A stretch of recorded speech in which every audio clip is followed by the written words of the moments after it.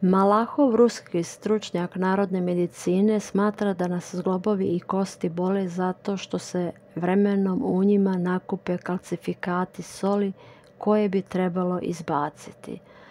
Posle 2 nedelje prestaće da vas bole zglobovi i kosti i vidjet ćete da je cijeli koštani sistem postao pokretljiviji.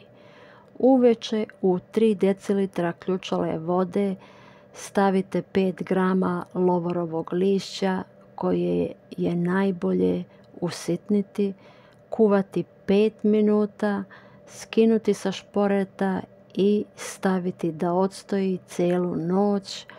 Možete ostaviti u termosu čitavu noć, sutradan procediti i piti pomalo u malim gutljajima tokom cijelog dana. Nikako nemojte ispiti cijeli rastvor odjednom jer može izazvati komplikacije i krvarenje. 3 noći za redom praviti rastvor od lovora i piti 3 dana. Posle pauze od 7 dana terapija se može ponoviti.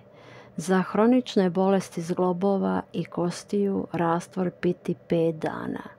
Tokom sprovođenja terapije sa lovorom nemojte se uplašiti ako primetite da vam je mokraća crvena i da često mokrite.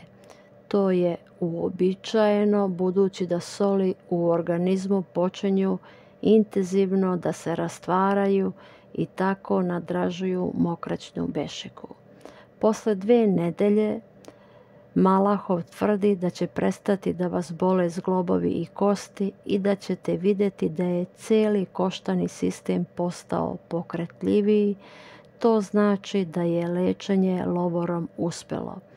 Ako i dalje osjećate bolove, ponovite terapiju. Sve što sam rekla bit će napisano ispod videa. Želim vam dobro zdravlje. Malahov ruski stručnjak narodne medicine smatra da nas